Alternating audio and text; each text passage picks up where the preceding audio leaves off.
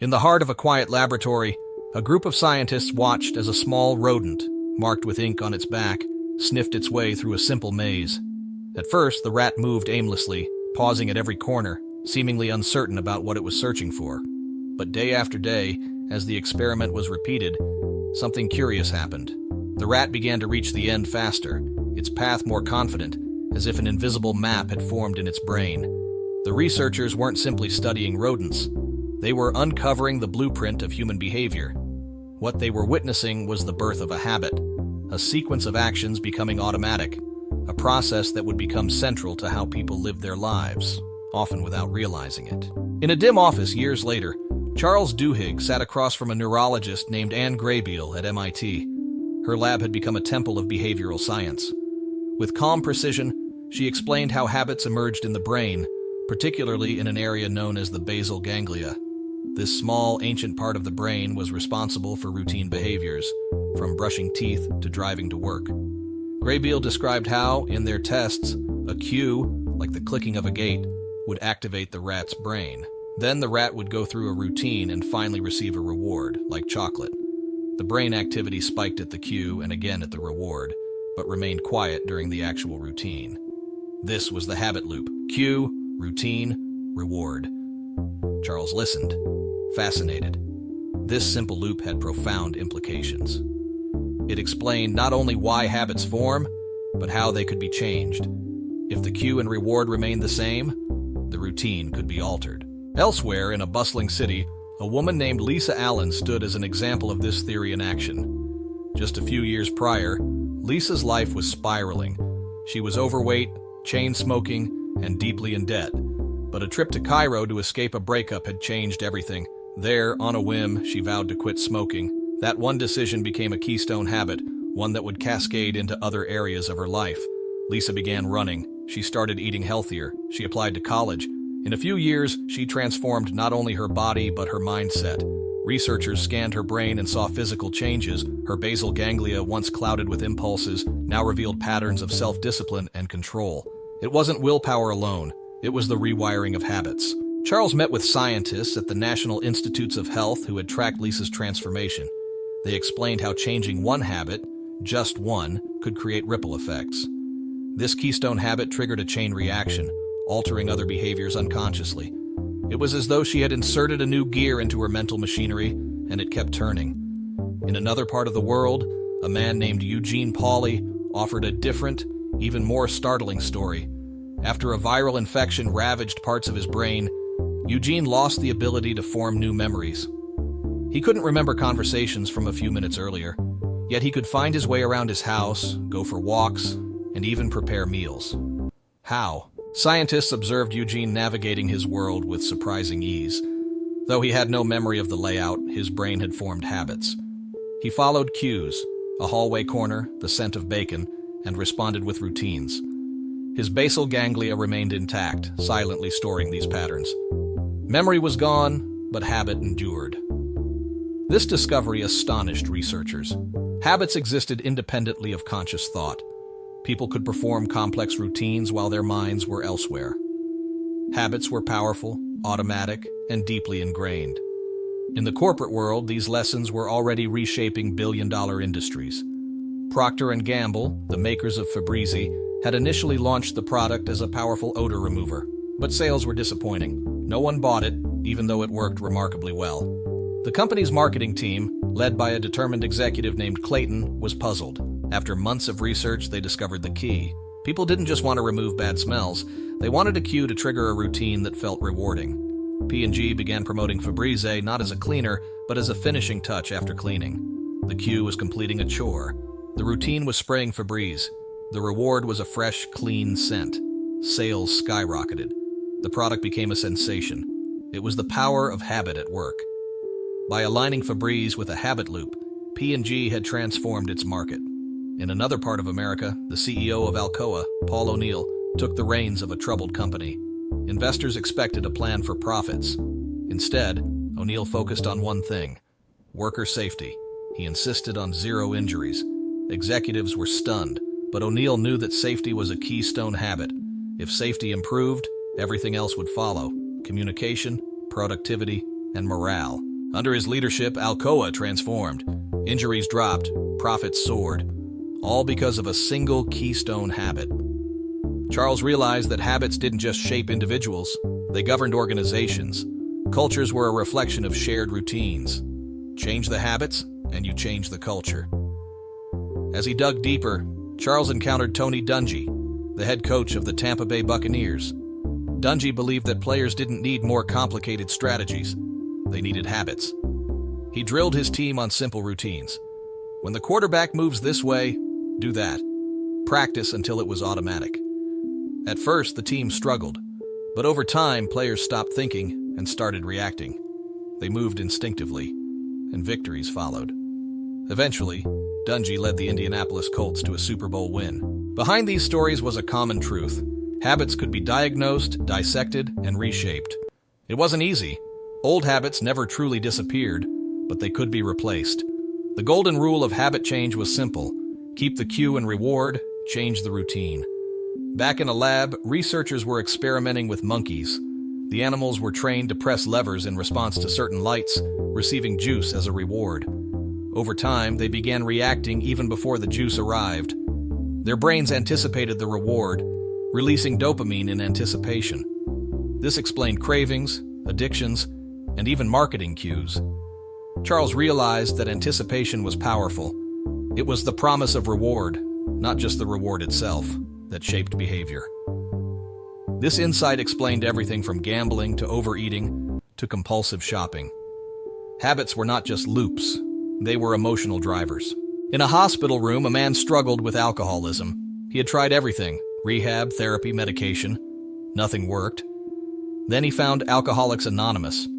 The group didn't offer medical treatments. It offered a framework, a cue, stress, a new routine, meeting or prayer, and a reward, relief, support. AA worked not by eliminating cravings, but by replacing the routine and inserting belief. Faith, in a higher power, in a group, in oneself, was the missing ingredient. People needed to believe change was possible. Charles saw that belief was essential. Habits were more than mechanisms. They were emotional, social, and deeply human. Even in politics, habits shaped outcomes. In the civil rights movement, Rosa Parks' quiet defiance sparked a revolution, not just because of what she did, but because of her network. She was embedded in a web of relationships: church members, co-workers, friends. When she was arrested, a social habit took over.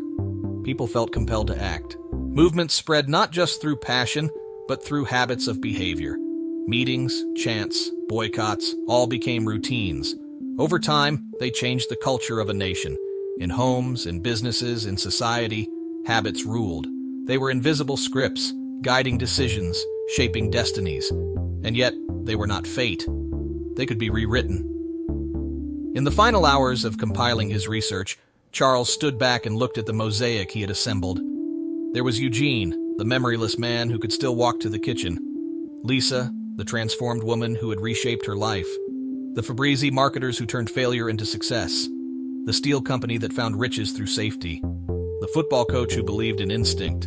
And the millions whose lives were governed by patterns they barely noticed. All of it pointed to one truth: habits mattered. They could be ignored, misunderstood, or reshaped, but they never vanished. Understanding them, how they formed, how they changed, offered the key to transformation. It wasn't about motivation, it was about mechanics, and those mechanics were now known. The cue, the routine, the reward. This was the anatomy of a habit. And for those willing to examine their own lives with honesty and patience, it was also the roadmap to freedom. The sun was just rising over the city skyline when Andrew, a young marketing analyst at a retail giant, scrolled through customer data on his screen. He was deep into numbers, rows of purchases, products, and patterns. But he wasn't just looking at receipts, he was looking at habits. This company, Target, had discovered something revolutionary. Consumers followed predictable routines. They bought the same cereal, walked the same aisles, made shopping decisions not consciously, but out of habit. And in these patterns lay the power to influence behavior, even predict it.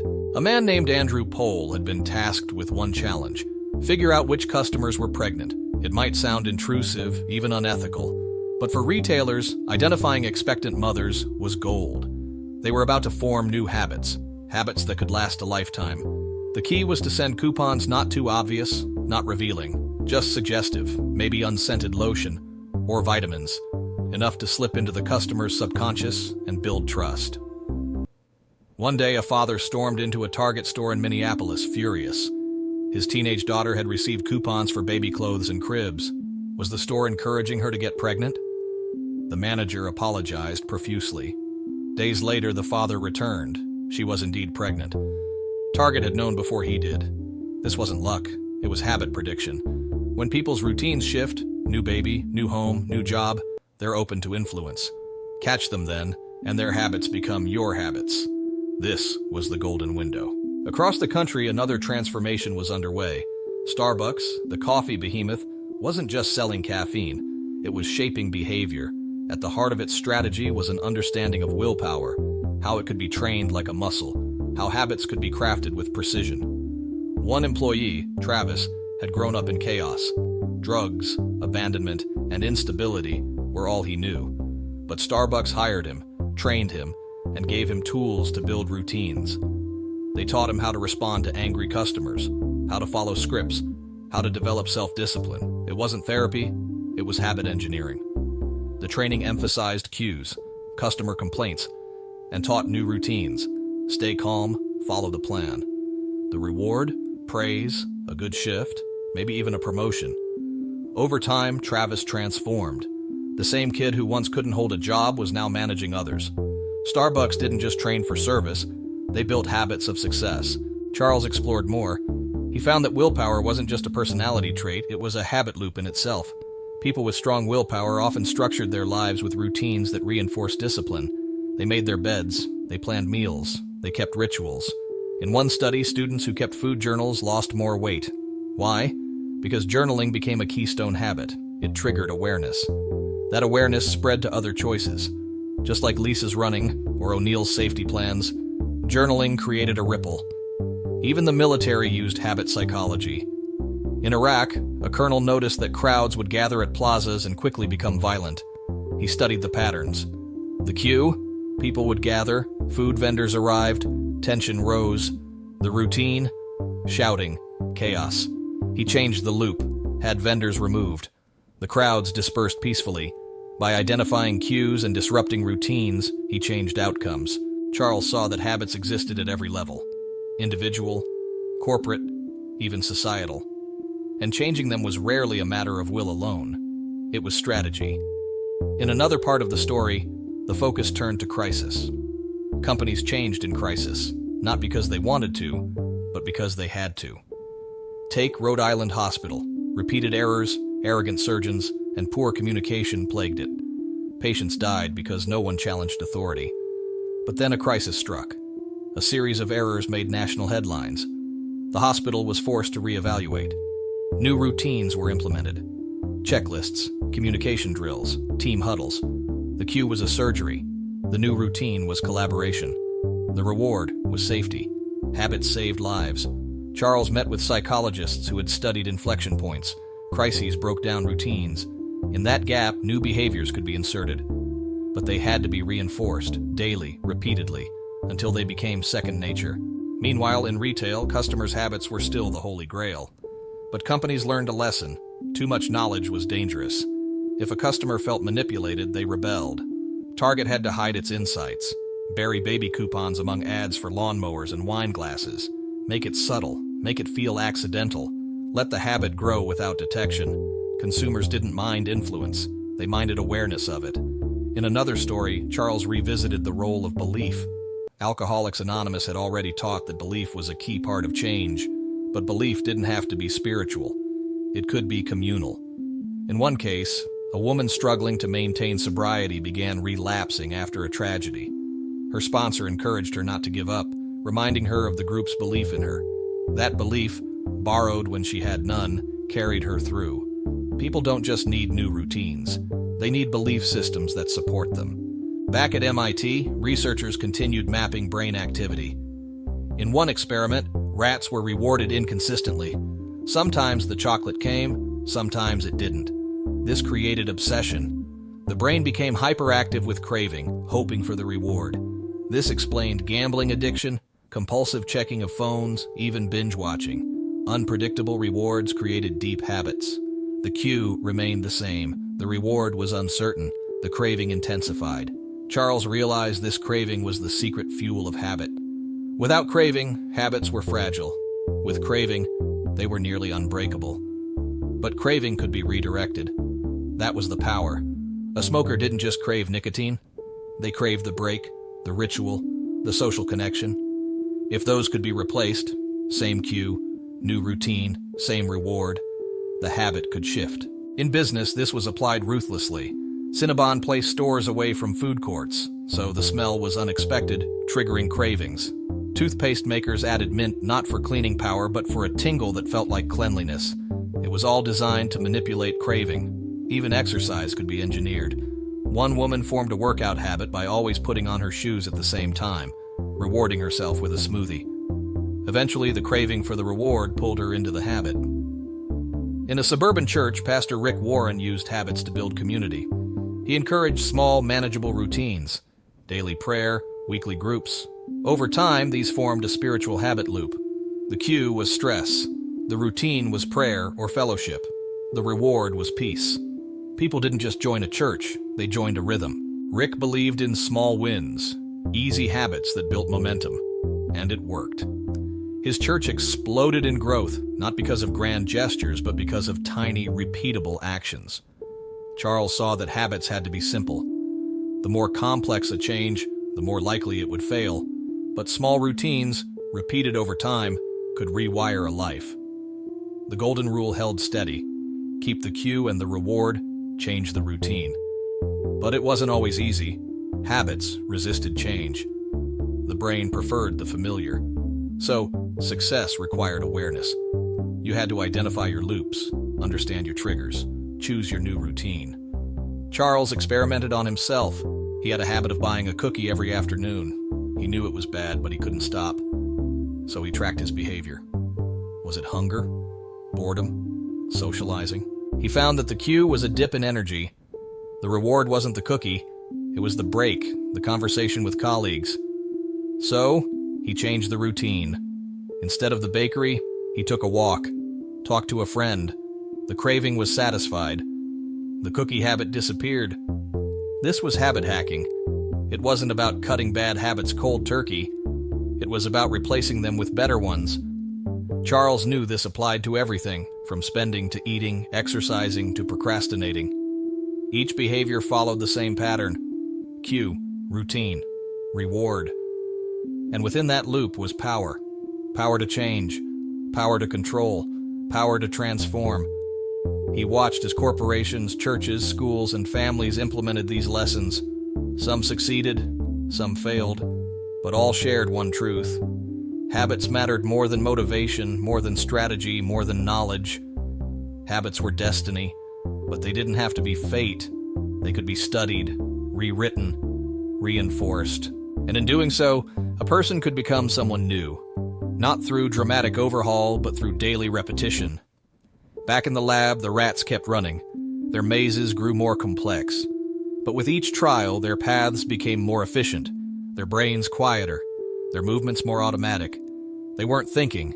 They were following a loop, just like all of us. In the quiet suburbs of Mississippi, a tragedy was about to unfold that would test the boundaries of legal responsibility and force the public to confront a terrifying truth about human behavior. Angie Bachman had always considered herself a typical American mother. She cooked meals, raised her kids, kept the house. But over time, after her children grew up and her days became quieter, something crept into the emptiness: gambling. It began with a trip to a casino, just for fun. She wasn't a gambler, she told herself, but the slot machines were hypnotic. Their lights, sounds, and unpredictable rewards pulled her in. It wasn't about money, it was about escape, about the routine of pressing the button, hearing the machine whirl, and waiting for the outcome. Angie began going more often. A few hours a week turned into entire days, then nights. She convinced herself it was entertainment, a break from monotony, but the bills started piling up. She dipped into savings, then refinanced the house. The casino offered her free rooms, limo rides, special treatment.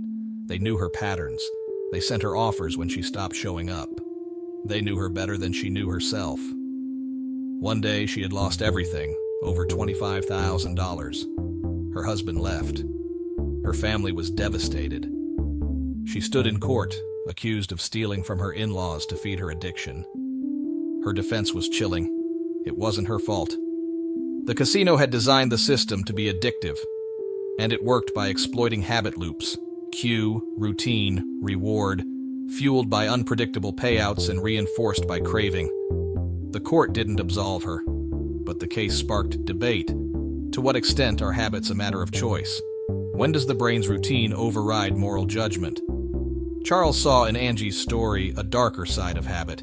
When left unchecked, habits could destroy, especially when they were engineered, deliberately designed to be difficult to resist. Back in Las Vegas, researchers working for casinos studied everything, from how long people stood before making a bet to which carpet patterns kept guests inside longer. They weren't guessing. They were measuring behavior, manipulating cues, maximizing rewards. Slot machines were designed to create what scientists called a near-miss effect. Even when someone lost, if the symbols almost lined up, the brain reacted as if it had nearly won. Dopamine surged, the craving returned. The machines were programming habits. Charles saw that craving wasn't rational. It wasn't about money or logic, it was emotional. It latched onto a cue, magnified it, and pushed people to repeat a routine, again and again, regardless of consequences. But even in such destructive loops, change was possible. In another part of the country, an elementary school faced a different challenge. Students were struggling. Discipline issues were rising. Teachers were overwhelmed. The principal decided to test a theory. What if instead of focusing on test scores, they focused on habits? Every morning, students were taught routines: how to enter the room, how to place their homework, how to greet the teacher. These weren't academic lessons, they were behavioral scripts, consistent, predictable, reinforced. Over months, something shifted. Discipline improved. Grades rose. The school climate changed. Not because the students became smarter, but because their habits changed. Charles visited similar schools across the country. In each, the successful ones didn't rely on inspiration. They relied on structure. They built habits into the environment. In one high school, students kept planners and tracked every assignment. The cue was the end of class. The routine was writing homework. The reward was a sense of control. It seemed small, but it was powerful. Keystone habits, again. Even in the halls of corporate power, habits dictated outcomes. Consider the story of Michael Phelps. Known for his Olympic dominance, Phelps had a secret weapon, not just talent or coaching, but visualization. Every night before sleep and every morning before training, he ran through a mental video, his perfect race. The cue was waking up. The routine was mental rehearsal. The reward was confidence. One day during a race, his goggles filled with water. He was blind, but he didn't panic. He followed the video in his mind, knew how many strokes to take, and won. His success wasn't reaction, it was habit. The same pattern appeared in emergency rooms, boardrooms, and even the military. Soldiers trained to react without thinking. Nurses learned checklists. CEOs made decisions based on routine evaluations. Habits weren't just about brushing teeth or quitting smoking. They were about excellence, survival, and success. Back in his own life, Charles observed his children. They too formed habits. His toddler mimicked bedtime rituals, craved predictability. A skipped story meant a tantrum, but routine meant peace. He realized how early habits formed and how deeply they set. He studied companies like Pepsodent, which introduced toothpaste not by focusing on hygiene, but by selling a craving, a clean, tingling feeling. Before Pepsodent, few Americans brushed daily.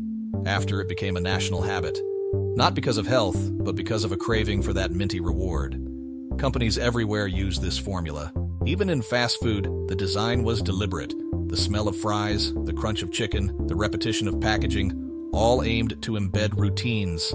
Customers weren't thinking, they were responding, so were employees. At a Fortune 500 company, a new manager struggled to understand why change was so difficult. Workers resisted new software, new methods, new leadership. Then he discovered that people weren't resisting logic, they were protecting habits. The trick wasn't to force new routines, it was to insert them gently, alongside existing ones.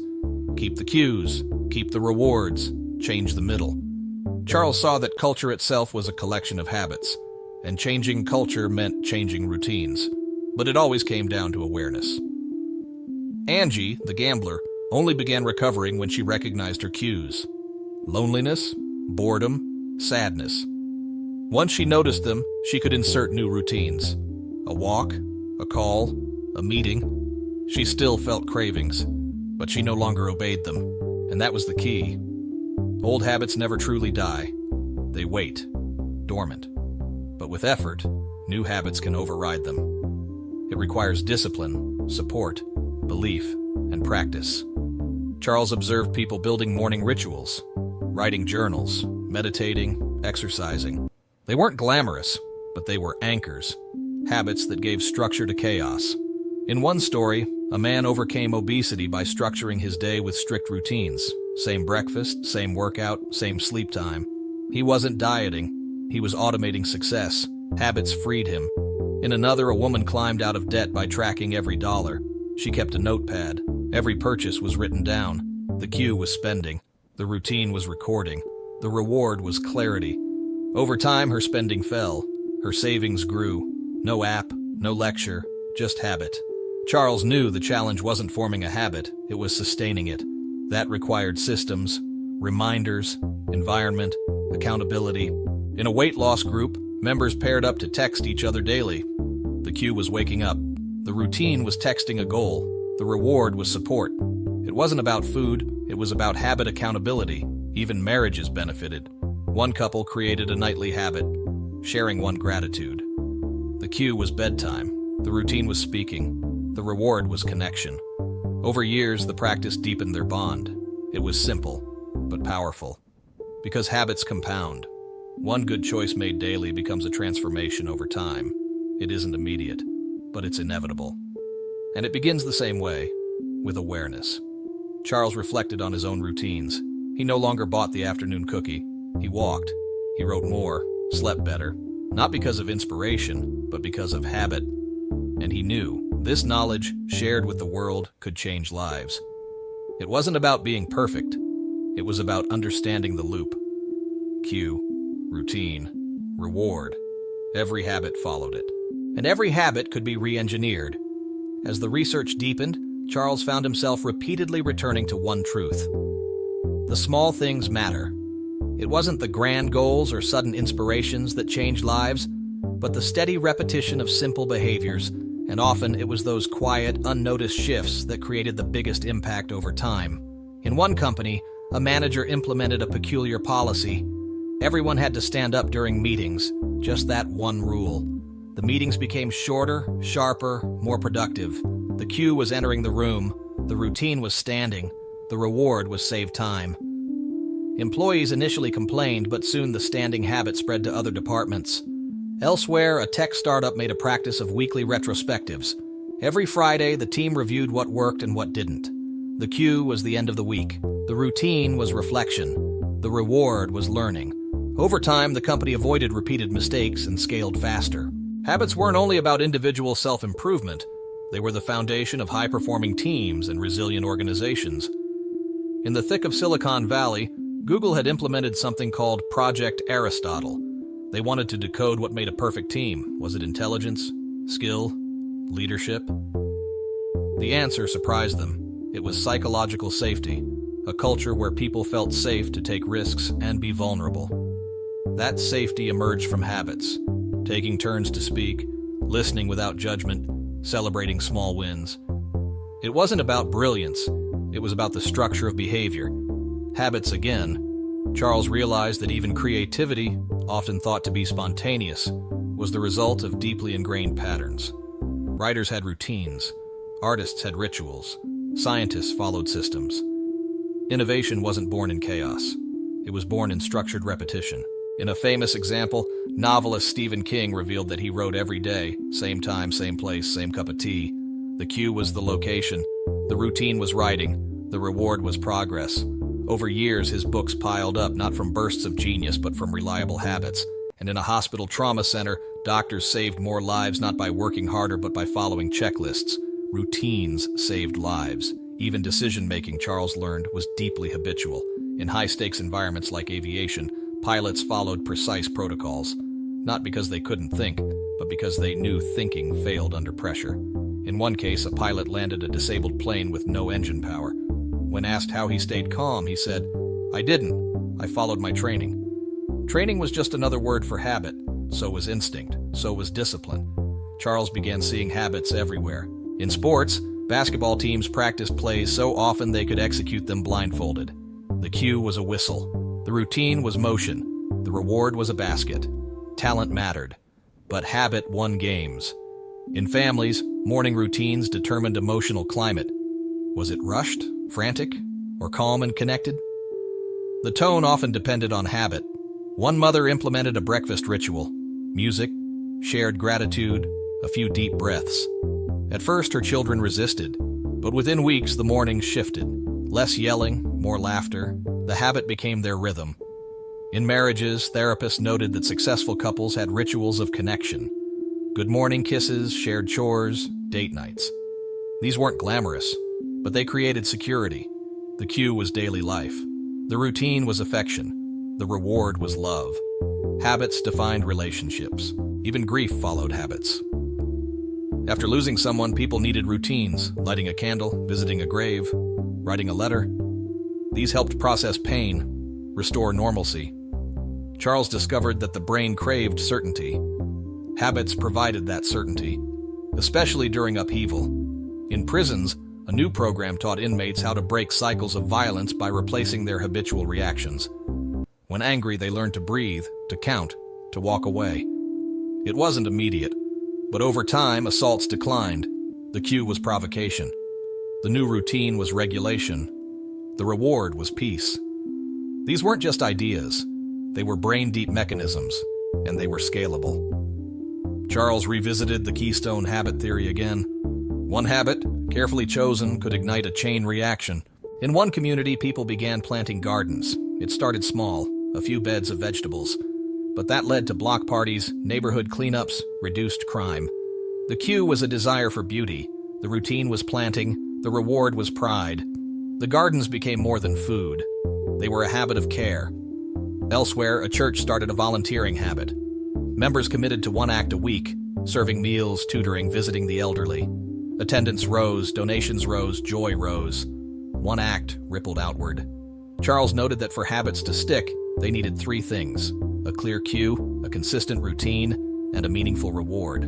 But they also needed belief and community. He remembered the lesson from Alcoholics Anonymous: when belief wanes, community carries you. That's why group habits were so effective. Running clubs, book clubs, morning accountability groups, they weren't just about the activity. They were about shared commitment. Even apps leveraged this. Duolingo sent daily reminders to practice. Fitbit congratulated users. Headspace celebrated streaks. The apps weren't magic, they were digital habit machines. Back in neuroscience labs, scans showed how habits formed grooves in the brain, like paths in a forest. The more they were walked, the deeper they became. But they could be rerouted, not erased, but replaced. And it began with a decision. Charles wanted people to understand: you are not your habits. You are the architect of them. You can choose which ones to build, which ones to destroy, and which ones to maintain. The process was never glamorous, but it was always transformative. He gave talks around the world, met people who'd used habit science to overcome addiction, climb out of debt, lose weight, write books, build companies. One man shared how he stopped biting his nails. He noticed the cue: boredom, replaced the routine, squeezing a stress ball. The reward: satisfaction. Over weeks, the urge disappeared. Another woman said she beat procrastination by breaking tasks into small steps. The cue was sitting at her desk. The routine was a 2-minute task. The reward was momentum, tiny changes, big results. In an interview, Charles was asked, if you could give just one habit to someone struggling, what would it be? He paused. Track one thing daily, he said. It could be food, time, spending, writing. Just one. That habit creates awareness, and awareness is where change begins. The interviewer nodded. It was so simple, and yet profound. Charles closed the final chapter of his journey not with certainty, but with clarity. Habits aren't destiny, they're design. And when people understand the loop, cue, routine, reward, they hold the key to reshaping their lives, their work, and even the world around them. There would always be setbacks, cravings, old patterns calling, but there would also be opportunity. Every morning was a new cue, every choice a new routine, every result a reward, and each loop a chance to build something better, not through force, through rhythm, through intention, through habit. Thank you for joining us on this deep and transformative journey. In a world racing forward at lightning speed, the only true advantage is the ability to adapt, to grow, and to learn continuously. We hope this audiobook inspired you to challenge your comfort zone, embrace reflection, and become a lifelong learner. If this resonated with you, don't forget to like, share, and subscribe to Victorythink, your destination for powerful book insights, one story at a time. Stay curious, keep evolving, and see you in the next story.